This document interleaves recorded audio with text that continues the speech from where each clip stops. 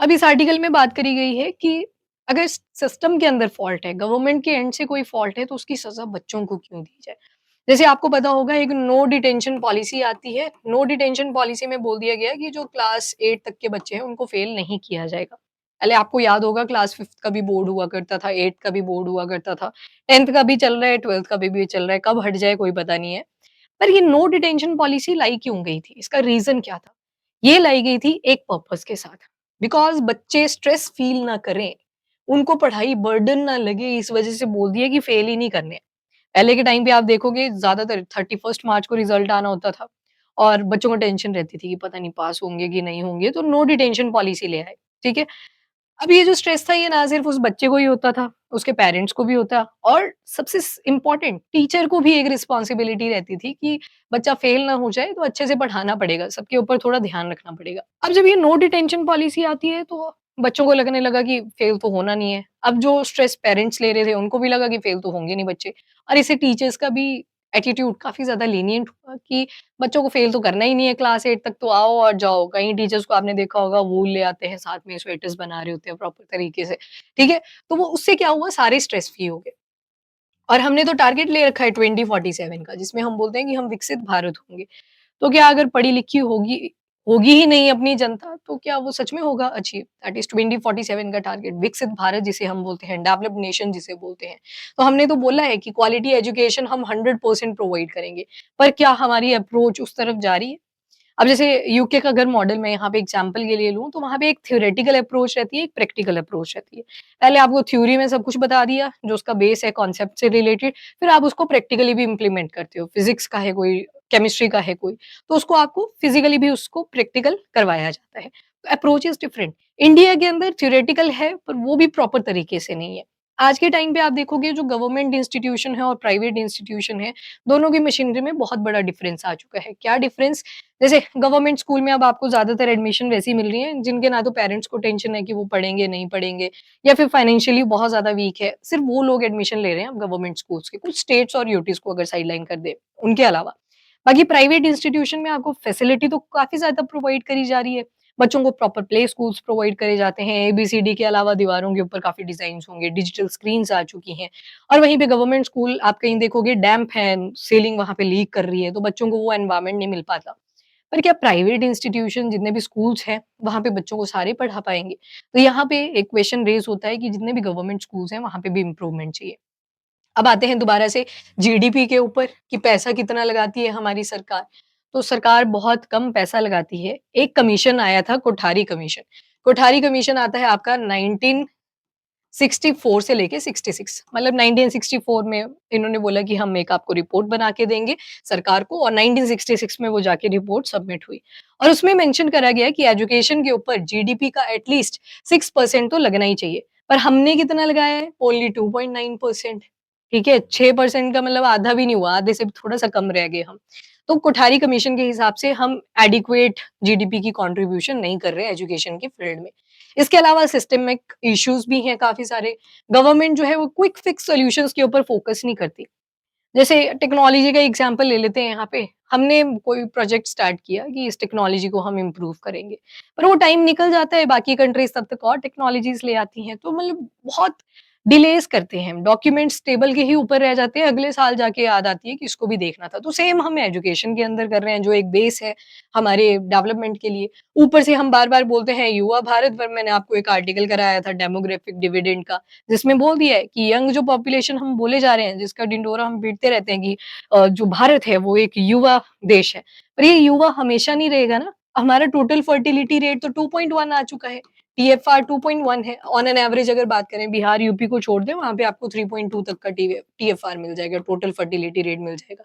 यानी कि 3 बच्चे वो मैक्सिमम अभी भी कर रहे हैं। बाकी जगह पे आपको 2.1 और ये रिड्यूस के ही चांसेज़ हैं, आपकी 2.0 जाएगा, 1.5 जाएगा। तो अब जो पॉपुलेशन युवा में आप कंसीडर कर रहे थे 35 इयर्स का एवरेज जिसको काउंट कर रहे थे, वो एज अब बढ़ रही है और हम युवा से किस तरफ चल पड़े हैं? ओल्ड की तरफ और ऊपर से एजुकेशन इंफ्रास्ट्रक्चर जब हम देख रहे हैं, तो वो और ज़्यादा रिड्यूस कर चुका है। ठीक है? प्राइवेट में भी आजकल फ़ीस का स्ट्रक्चर अगर आप देखोगे तो बचपन से इतनी ज़्यादा फ़ीस है, जब तक उसकी हायर एजुकेशन आएगी वो कैसे अफ़ोर्ड कर पाएँगे पेरेंट्स? तो मतलब आपको अमीर ही होना पड़ेगा अगर अगर अपने बच्चों को पढ़ाना है, ठीक है? That's again a point. अब ये जो नो डिटेंशन पॉलिसी आई थी उसके ऊपर थोड़े से हाइलाइट्स देख लेते हैं। तो 2009 के अंदर राइट टू एजुकेशन एक्ट आता है। आपको याद होगा आर्टिकल नंबर 21 ए। जो आर्टिकल 21 ए है, इसको ऐड कर दिया था 86 कॉन्स्टिट्यूशनल अमेंडमेंट एक्ट 2002 के तहत, जिसमें बोला गया कि जो राइट टू एजुकेशन है, वो अब फंडामेंटल राइट है। और एक फंडामेंटल ड्यूटीज़ में गार्डियन को बोल दिया है कि आपकी ड्यूटी बनती है कि जो भी आपके बच्चे हैं, उनको पढ़ाएँ। गार्डियन वर्ड यूज़ करा है और पेरेंट्स यूज़ किया हुआ है। तो ये राइट टू एजुकेशन था 2009 में, इसमें नो डिटेंशन पॉलिसी को इंट्रोड्यूस कर दिया गया और बोला कि जितने भी बच्चे हैं, क्लास 8 तक उनको फेल नहीं करेंगे अब। अब इससे हुआ स्ट्रेस फ्री एनवायरनमेंट, सारी जगह पे जनरेट हो गया। और अगर लीगल प्रोविजन देखोगे किस सेक्शन के अंदर मेंशन करा था राइट टू एजुकेशन एक्ट 2009 के, तो सेक्शन नंबर 16, ये सेक्शन 16 आप याद रख लोगे, यूपीएससी एग्जाम में जनरली पूछ लिया जाता है। तो यहाँ पे बोला कि बच्चों को क्लास 8 तक अपनी जो एलिमेंट्री एजुकेशन है उसको कंप्लीट करने दिया जाए। फिर उसके बाद बोर्ड का एग्जाम आएगा 10th में। जैसे आप में से कुछ जनरेशन होगी जिन्होंने क्लास 5th के भी बोर्ड दिए हैं, जैसे मैंने भी दिए थे। क्लास 8 का भी दिया होगा कइयों ने नहीं दिया होगा, जैसे हमारे टाइम पे रिमूव हुआ था, हमारे बैच के टाइम पे। तो 8th वाला जो ये सिनेरियो था अब आ चुका है यहाँ पे कि नो डिटेंशन पॉलिसी है, किसी को फेल नहीं करेंगे। पर इसको मिला बहुत ज़्यादा क्रिटिसिज़्म। इससे क्या हुआ? सीरियसनेस ही खत्म होगी। बच्चे की तो हुई, वो बच्चे के पेरेंट्स की भी खत्म हुई, अलॉन्ग विद दिस टीचर की भी खत्म हुई। ठीक है? एक स्ट्रेस फ्री एनवायरनमेंट क्रिएट हो गया। पर इससे क्या हुआ सीरियसनेस ही खत्म होगी पढ़ाई को लेके। पहले की जनरेशन अपने पेरेंट्स वाली जनरेशन देखना उनके टाइम पे टीचर्स भी काफ़ी स्ट्रिक्ट हुआ करते थे, पढ़ाते भी काफ़ी अच्छा थे और बच्चे भी काफ़ी मेहनती हुआ करते थे। जो तो नहीं पढ़ते थे उनको तो बार-बार लैग लगते थे कि फेल हो रहे हैं, वो अलग कंडीशन है। पर यहाँ पे जब ये नो डिटेंशन पॉलिसी लाई गई तो उसमें देखा कि सीरियसनेस खत्म हुई है। अब मेन ऑब्जेक्टिव तो क्या था? ये जो ड्रॉप आउट्स हो जाते हैं, अब जैसे मैंने बोला फेल बहुत ज़्यादा होते थे। तो ये जो कुछ बच्चे होते थे उनको बोल दिया जाता था कि खेती कर ले जाके, खेती नहीं करनी है कहीं इंडस्ट्री में जाके लग जा। मतलब वो काम जहाँ पे पढ़ाई नहीं चाहिए होगी बिकॉज़ एक एलिजिबिलिटी भी होती है, क्वालिफिकेशन भी होती है, तो वहाँ पे जाके वो काम करने शुरू लग जाते थे। तो यहाँ पे ड्रॉप आउट रेट्स बहुत इंक्रीज़ हुए, बच्चों ने एडमिशन्स लेने ही बंद कर दिए, तो इस वजह से ये जो नो डिटेंशन पॉलिसी थी, ये लाई गई थी एक पॉजिटिव नोट के ऊपर। पर एक इमोशनल क्वोशंट भी होता है, जो वेरी करता है from one individual to another. एक आईक्यू होता है, वो भी वेरी करता है from one individual to another. तो यहाँ पे क्या हुआ, सीरियसनेस ही खत्म होगी। वो जो डर था ना एक कि पेपर होंगे, पहले ये हुआ करता था, जब ये डिटेंशन पॉलिसी थी कि आपको फेल किया जाएगा, बोर्ड के एग्ज़ाम्स की कितनी टेंशन हुआ करती थी। पर ये जो फ़ियर था, जैसे-जैसे टाइम बीता ये पूरा फ़ियर ही खत्म हो गया, बच्चे खुश।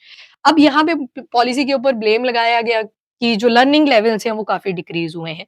एक रिपोर्ट भी आप पढ़ते हो दैट इज़ असर, प्रथन नाम का एक एनजीओ है, वो इसको बायएन्नियली रिलीज़ करता है। बायएन्नियल का मतलब है कि साल में 2 साल में 1 बार।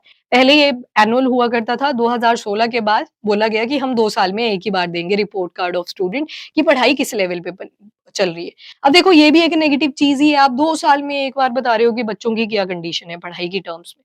सब कुछ बताया जाता है वहाँ पे कि एक बार तो टीचर्स को भी डाँट पड़ी थी कि आपका तो अगर देखो एक क्लास में कम से कम 50 बच्चे हैं और 50 में से सिर्फ 2 बच्चे ही समझ पा रहे हैं, तो कहीं न कहीं टीचर का फॉल्ट माना जाएगा। बिकॉज़ बाकी के 48 को समझ ही नहीं आ रहा है। 2 को भी इसलिए आ रहा है क्योंकि शायद वो पढ़ने में ज़्यादा तेज़ हैं, जिनको फैमिली बैकग्राउंड भी ठीक मिल रखा है, पढ़ाई के ऊपर फ़ोकस करवाया जाता है। पर वहीं पे अगर उल्टी है कंडीशन, 48 स्टूडेंट्स को समझ आ रहा है, पर 2 लोगों को नहीं आ रहा है, तो मेबी उन 2 बच्चों का क्लास में ध्यान नहीं था। तो वहाँ पे टीचर की गलती नहीं है, वहाँ पे स्टूडेंट की गलती है। पर सोचो आपकी क्लास में है ही नहीं बच्चे, पास तो होंगे ही, that is the no detention policy उसमें बोला गया था, बाद में तो खैर इसको रिमूव कर दिया था, ताकि सीरियसनेस लाई जा सके। पर वहाँ पे हम क्या देख रहे हैं, हमारे पास एविडेंस क्या आ रहा है कि टीचर्स भी काफ़ी ज़्यादा लीनिएंट हो रखे हैं। रीज़न्स क्या हैं इस डिटेंशन पॉलिसी को क्यों लाया गया दोबारा से? अब करनी पड़नी थी ना ये दोबारा से स्क्रैपिंग कर दी no no detention policy, fail होंगे अब बिकॉज़ सीरियसनेस को दोबारा से वापस लेके आना था। तो जो क्लास 5th एंड 8th है, क्लास 5th और 8th बोला है यहाँ पे 6th-7th की बात नहीं कर रहे, ना तो उनके पीछे की बात कर रहे हैं। मतलब एक तरह से आपको मैंडेटरी परफॉर्मेंस देनी पड़ेगी। आपकी अगर परफॉर्मेंस अच्छी नहीं है तो आपको फेल किया जा सकता है। जो क्राइटेरिया लगाया है स्कूल ने, बोर्ड ने, उतनी परसेंटेज आपको लेनी ही पड़ेगी। तो इसी वजह से जो नो डिटेंशन पॉलिसी थी वो 2019 के अमेंडमेंट में राइट टू एजुकेशन एक्ट 2009 में एक अमेंडमेंट लाया गया 2019 के अंदर, और उसमें बोल दिया गया कि हम स्क्रैप करते हैं, अब फेल किया जाएगा। कौन सी classes? 5th and 8th। 5th and 8th बोला है, 5 to 8 नहीं बोला है, ठीक है? 5th and 8th। और बाकी के जो जितने भी गवर्नमेंट स्कूल्स हैं, वहाँ पे भी बोल दिया कि परफॉर्मेंस देनी पड़ेगी। अब इससे क्या हुआ, टीचर्स के ऊपर भी रिस्पॉन्सिबिलिटी आई दोबारा से। पहले आप नहीं पढ़ा रहे थे, पहले आप स्वेटर बना रहे थे, अब आपको स्वेटर छोड़ के बच्चों को पढ़ाना पड़ेगा, ठीक है? और बाकी मैंने क्रिटिसिज्म आपको बता ही दिया है, तो सेम है ये चीज़ें तो। अब आ जाओ, असर 2024 में दोबारा से क्रिटिसिज्म किया गया कि नहीं, आपने ऐसे कैसे डिटेंशन पॉलिसी को इंक्लूड कर दिया, कि आप क्यों दोबारा से फेल कर रहे हो? इससे जो ड्रॉप आउट रेट है वो दोबारा से इंक्रीज़ हुए हैं, और साथ में जो लर्निंग लेवल्स हैं, डिटेंशन इंक्लूड करके दोबारा से इम्प्रूव नहीं हुई है। खैर ये चीज़ बाद में रिमूव कर दी गई थी, बिकॉज़ एक स्टेटमेंट जो आप यहाँ पे ऐड ऑन कर सकते हो अपने मेंस के एग्ज़ाम में। अब हुआ क्या, जब इतना लीनिएंट बिहेवियर बन जाएगा, आगे बच्चों को स्कूल में नहीं पढ़ाया जाएगा, तो अल्टीमेट लास्ट में प्रेशर किसके ऊपर आना है? उस बच्चे पे ही आएगा और उसके पेरेंट्स पे, टीचर्स को कोई नहीं पूछेगा जाके। तो ये असर की जो स्टेटमेंट थी, इसको बाद में खारिज कर दिया गया था कि डिटेंशन तो रहेगा क्लास 5th एंड 8th में। अब इम्पैक्ट क्या-क्या रहे डिटेंशन पॉलिसी के, जब ये दोबारा से किया तो ड्रॉप आउट रेट्स दोबारा से इंक्रीज़ हुए, बच्चे अब एडमिशन ही नहीं ले रहे हैं। और जो तो बार-बार फेल हो रहे थे, उनको लगा कि हमारे लिए तो हॉस्टाइल एनवायरनमेंट है, बार-बार एम्बैरेसमेंट देखनी पड़ रही है, बार-बार बेइज़्ज़ती देखनी पड़ रही है कि हम फेल हो रहे हैं, आगे जा ही नहीं पा रहे। तो उन्होंने भी क्या किया, ड्रॉप आउट कर लिया rather than improving there score, और इंसल्ट से बचा जा सके इस वजह से। इसके अलावा वे फॉरवर्ड क्या हो सकता है? अब कहाँ पे इम्प्रूवमेंट की ज़रूरत है अपने एजुकेशन सिस्टम में? एक तो मैंने आपको बता दिया, थ्योरी एंड प्रैक्टिकल अप्रोच। अब जो हमारी नेशनल एजुकेशन पॉलिसी आई थी 2020 के अंदर, उससे पहले भी फर्स्ट कब आई थी 1947 के? मैंने आपको बताया था ये, कौन-सी थी? Yes, Radha Krishnan commission. याद रखिएगा इसको, राधा कृष्णन कमीशन। ये आया था आपका 1948-49, यानी कि 48 में बना, 49 में इन्होंने अपनी रिपोर्ट जो थी वो सबमिट कर दी। अब ये जो राधा कृष्णन कमीशन है, इसी के बेसिस पे यूजीसी भी बना है। जो आप नेट का एग्ज़ाम देते हो ना, यूनियन ग्रांट कमीशन ही तो कंडक्ट करवाता है उसको, तो इन्हीं की रिकमेंडेशन पे यूजीसी बना था। यूईसी भी इसको कहते हैं, यूनिवर्सिटी एजुकेशन कमीशन भी बोलते हैं इसको, राधा कृष्णन। और कोठारी कमीशन कब आया था? 1964 टू 66, 64 में बना था, 66 में उन्होंने अपनी रिपोर्ट को सबमिट किया था। याद रखने हैं, ये फैक्चुअल से पॉइंट्स हैं, इंपॉर्टेंट है। अब वे फॉरवर्ड पे फोकस करते हैं। सबसे पहले तो डिटेंशन, नो डिटेंशन पॉलिसी में भी गुड हो सकती है, क्योंकि पॉजिटिव नोट पे ही लाई गई थी कि अगर फेल नहीं करेंगे तो जो ड्रॉप आउट रेट है वो इंक्रीज करेगा। मिड डे मील लाया था, जिसको आप पोषण के नाम से जानते हो। ये मिड डे मील क्यों लाया गया था? एमडीएम जिसको बोलते हैं, ताकि बच्चे खिचड़ी के नाम पे ही आ जाएं। पर अब क्या होने लगा, बच्चे कुछ लंच टाइम पे आने लगे और खाना खाओ और चलो दोबारा वापस, ठीक है? कहीं पेरेंट्स ने भेज दिया, पॉजिटिव भी आया एमडीएम का। कईयों ने सोचा कि चलो लंच बच जाएगा, बच्चा वहीं पे खा के आ जाएगा। तो उस केस में पेरेंट्स ने भी थोड़ा धक्का मारा कि जाओ एडमिशन ले लो। और फिर असर रिपोर्ट आई आपकी, जिसको एनजीओ प्रथम नाम का है, उन्होंने रिलीज़ किया। उन्होंने बताया ये सिर्फ़ खिचड़ी खा रहे हैं, पढ़ रहे नहीं हैं। जो 5th क्लास का बच्चा है वो 3rd क्लास की बुक्स को नहीं पढ़ पा रहा है। तो ये तो डिग्रेडेशन हुई है पढ़ाई में। आपने जो ड्रॉप आउट रेट था उसको तो इम्प्रूव कर लिया कि दोबारा से बच्चे स्कूल छोड़ के ना जाएँ। पर उससे हुआ क्या? अगेन दिस प्रॉब्लम हैपेंड कि 5th क्लास का बच्चा 3rd की बुक नहीं पढ़ पा रहा, 3rd क्लास का बच्चा 1st की बुक नहीं पढ़ पा रहा, तो पढ़ाई तो हुई नहीं, यहाँ पे खिचड़ी ही खाई। तो एमडीएम है, तो ये हम इसको पॉजिटिव नोट पे ही लेंगे, आपको खाना वहाँ पे, नरिशमेंट वहाँ पे प्रोवाइड कर दिया जा रहा है, पर इसको और ज़्यादा इम्प्रूवमेंट करने की ज़रूरत है। अभी देखते हैं वन बाय वन। सबसे पहले आ जाते हैं फॉर्मेटिव एंड समेटिव असेसमेंट। ये वैसे आपके टीचिंग एप्टीट्यूड वगैरह में पढ़ते हैं, जितने भी ये नेट एग्ज़ाम देते हैं उसमें पेपर 1 होता है, उसमें आती है ये फॉर्मेटिव एंड समेटिव। मैं एग्ज़ाम्पल के साथ आपको बोलती हूँ। जैसे मैंने आपसे अभी क्वेश्चन पूछ लिया कि ये राधाकृष्णन कमीशन जो यूजीसी था, ये कौन-से कमीशन पे बना था, राइट? और भी मैं आपसे बहुत सारे क्वेश्चन पूछ लेती हूँ at the end of lecture. क्यों पूछती हूँ? बिकॉज़ मुझे एनालाइज़ करना होता है, कितने पढ़ के आए थे और कहाँ पे कमी रह गई। जिस स्टूडेंट ने आंसर नहीं किया, उससे मुझे क्वेश्चन पूछना है कि आपने आंसर क्यों नहीं किया, right? That is the formative approach. जब मैंने आपसे लेक्चर के एंड में क्वेश्चन पूछे, दनादन मैं ये डायरी वाला सिस्टम है अपना, तो रोज़ आपसे क्वेश्चन पूछ रही हूँ, दैट इज़ फॉर्मेटिव असेसमेंट। पर वहीं पे मैं आपका लास्ट में मैंने बोल दिया आपको कि मैं लास्ट में आपका एक टेस्ट लूँगी, ठीक है? जब भी हमने मतलब मान लो साइंस एंड टेक कंप्लीट कर ली, पॉलिटी कंप्लीट कर ली, मैंने आपको बोल दिया मैं लास्ट में आपको एक आपके प्रीलिम्स की तरह एक क्वेश्चन पेपर दूँगी आपको और आपका टेस्ट लूँगी। मैंने आपको लास्ट में समेट दिया जाके, that is the summative approach. मतलब मैंने लास्ट में देखा कि आपका कैसा परफॉर्मेंस रहा, ठीक है? फॉर्मेटिव जो होती है ये ड्यूरिंग द कोर्स चल रही थी। समेटिव क्या है? मैंने लास्ट में रिजल्ट देखा आपका कि आपने कितनी इंप्रूवमेंट करी है, दैट इज़ द डिफरेंस। तो इन अप्रोचेस को अप्लाई किया जाए, खैर हमने तो अप्लाई करके रखा हुआ है, अब बाकियों को भी इस मेथड को अप्लाई करने की ज़रूरत है। अब जैसे आपको मैंने बोला था कि पासेस याद नहीं हुए जबकि आप प्रेज़ेंट थे, तो फिर आप याद करके आए, ठीक है? तो that is on the positive note again. तो दैट इज़ द फॉर्मेटिव जो कोर्स के टाइम पे चल रही थी, समेटिव यानी कि लास्ट में ले रहे हैं। लास्ट वाली तो मेजॉरिटी ऑफ द जगहों पे आप देखोगे एग्ज़ाम हो रहे हैं, that is again summative assessment, पर फॉर्मेटिव बहुत कम होती है। हम तो कर रहे हैं अप्लाई, बट बहुत कम जगहों पे देखने को मिलती है। तो प्रोग्रेस अच्छे से ट्रैक करी जा सके बच्चों की, तो इस वजह से फोकस करेंगे। Then coming to the better teacher training, अब यहाँ पे क्या है, डिजिटलाइज़्ड हो चुकी हैं चीज़ें। आज के टाइम पे हम ये नहीं बोल सकते कि बुक से भी अगर पढ़ लेंगे तो चल जाएगा काम। कहीं न कहीं जिसके पास इंटरनेट की एक्सेसिबिलिटी होगी वो चीज़ों को ज़्यादा एक्सप्लोर कर सकता है। वहीं टीचर्स के ऊपर एग्ज़ाम्पल लेके आएँ, रिमोट एरियाज़ चलते हैं, वहाँ पे स्क्रीन वगैरह अवेलेबल उतनी नहीं है, आप तो डिजिटल स्क्रीन के ऊपर पढ़ रहे हो। पहले याद करो बोर्ड यूज़ किया करते थे, राइट? चॉक के साथ लिख रहे हैं, ब्लैक बोर्ड हुआ करता था। उससे भी पहले स्लेट्स हुआ करती थी, ठीक है? उसको रोज़ इरेज़ किया जाता था, उसके ऊपर प्रॉपर पेंट मिट्टी होती थी, यस, मिट्टी अप्लाई करी जाती थी। तो वो मेथड जो है टीचिंग के वो भी चेंज कर चुके हैं। फिर वो व्हाइट बोर्ड आए, मार्कर के साथ लिखने लगे। व्हाइट बोर्ड के बाद लाइट के साथ लगे करने चीज़ें कि इमेज जो है वो प्रोजेक्टर की हेल्प से यहाँ पे पॉपअप कर देंगे, जैसे आपको साइड में इमेज दिख रही है। तो ये जो वेरिएशंस हैं, और आज देखो डिजिटल आ गया है, इसमें ही चॉक है, इसमें ही सारे कलर्ड पेन मिल जाएँगे आपको, इसी में इमेज लगा दी है, इसमें सारी पीपीटी चल रही है। तो टीचिंग के मेथड भी चेंज कर चुके हैं। तो टीचर्स को भी उसी के साथ ट्रेन करा जाएगा। जैसे हिमाचल प्रदेश का एक एग्ज़ाम्पल ले लेते हैं। खैर इकोनॉमिकल कंडीशन तो बहुत वर्स हो रखी थी, पर उन्होंने अपने टीचर्स को बाहर भेजा, फॉरेन कंट्री क्यों भेजा? Just to have a better understanding of training, but depend ये करेगा वो टीचर कुछ सीख के भी आएँगे कि घूमने के ही पर्पज़ से गए हैं। कइयों का एटीट्यूड होता है ये, आप इस चीज़ को डिनाई नहीं कर सकते। मेबी आपके किसी के पेरेंट्स होंगे, टीचर होंगे, पर अगर जेन्युइन इंटरेस्ट नहीं है टीचिंग में, तो उस फील्ड में कभी जाना भी नहीं चाहिए, ठीक है? एक रिस्पॉन्सिबिलिटी होती है इसमें। एनीवेज़ नेक्स्ट चलते हैं। तो बेटर टीचर ट्रेनिंग प्रोग्राम्स भी होने चाहिए। इसके अलावा एक और मेथड आता है आपका, ये जो फॉर्मेटिव और इसको यहीं पे समझ लो, एक मेथड होता है आपका पैडागॉजी, एक होता है एंड्रोगॉगी। पैडागॉजी में जो बच्चा होता है, स्टूडेंट होता है, वो पूरी तरह से अपने टीचर के ऊपर डिपेंडेंट होता है। जैसे जनरली आप देखते हो बचपन में तो बिल्कुल ही टीचर के ऊपर डिपेंडेंट होता है, जैसे-जैसे टाइम बीतता है, आपने टीचर ने होमवर्क दिया, बच्चा करके आएगा, थोड़ा-थोड़ा वो ग्रो करने लगता है। क्लास 12 तक बोर्ड के एग्ज़ाम होते हैं, फिर भी टीचर के ही ऊपर डिपेंड होते हैं बच्चे, क्यों? बिकॉज़ क्वेश्चन तो टीचर बताएँगे कि कैसे टाइप के पढ़ने हैं, कैसे क्वेश्चन 5 नंबर के आते हैं।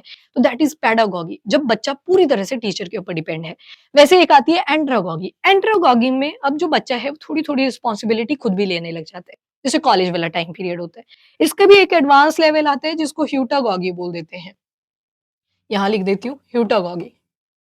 ह्यूटागॉगी जो होता है ये रिसर्च वाला टाइम पीरियड होता है। आपको एक गाइड असाइन कर दिया जाता है, बाकी काम आपने करना है सारा, रिसर्च करनी है, सर्वे करनी है।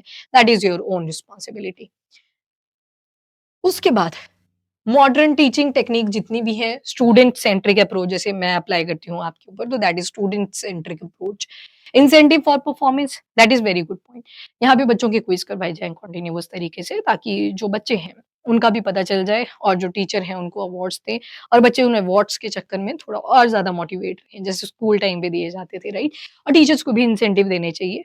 वो कैसे भी हो सकते हैं, वो किसी सर्टिफिकेशन की फॉर्म में हो सकते हैं, या फिर वो किसी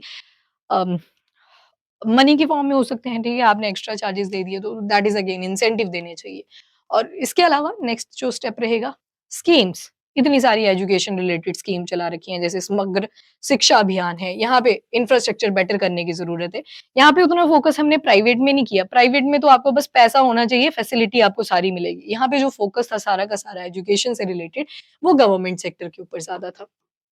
मिड डे मील स्कीम, मैंने आपको बता दिए कॉन्सिक्वेंसेस। असर कहता है कि मिड डे मील स्कीम से ड्रॉप आउट तो रिड्यूस हुए, बच्चों ने स्कूल छोड़ना तो डिसाइड कर लिया कि नहीं करना है हमें ड्रॉप आउट। पर दिक्कत कहाँ पे आई? या उनको बुक्स ही नहीं पढ़ने आ रही है, तो मतलब वो खिचड़ी ही खाने के लिए आ रहे हैं। ध्यान उनका रहता है 12 कब बजेंगे, साढ़े 12 कब बजेंगे, लंच टाइम होगा और खिचड़ी मिलेगी अपने को। ये वाला पॉइंट अगर इम्प्रूव हो जाए, यहाँ पे भी एक स्टैंडर्ड लगा देना चाहिए कि इतने परसेंटेज लेके आओगे तभी आप एलिजिबल होगे इसके लिए, ठीक है? एक नॉमिनल सी चीज़ जहाँ पे पढ़ा-लिखा इंसान उसको बोल सकते हैं। लिटरेट की बात मैं यहाँ पे कर रही हूँ। तो that is the mid day meal scheme, ठीक है? बाकी बैलेंस अप्रोच लाने की ज़रूरत है। नो डिटेंशन और डिटेंशन पॉलिसी, मतलब एक ऑप्टिमल जो लिमिट होती है वो सेट कर देनी चाहिए, कौन फेल होगा। जैसे पहले हुआ करता था क्राइटेरिया, थोड़ा-सा तो उसको इंक्लूड करने की ज़रूरत है। फ्लेक्सिबिलिटी होनी चाहिए, एकेडमिक अकाउंटेबिलिटी होनी चाहिए। अगर आपके स्कूल से बहुत सारे स्टूडेंट्स फेल हो रहे हैं, तो वही ठीक है, गवर्नमेंट स्कूल्स में स्पेशली। यहाँ पे कॉम्पिटिटिव एग्ज़ाम की तो बात ही नहीं हो रही, ठीक है, जैसे आपने पॉइंट बोला। तो कॉम्पिटिटिव एग्ज़ाम तो सीट्स के बेसिस पे चलती है ना, वहाँ पे आपको क्वालीफाई आपका हुआ डज़न्ट मैटर।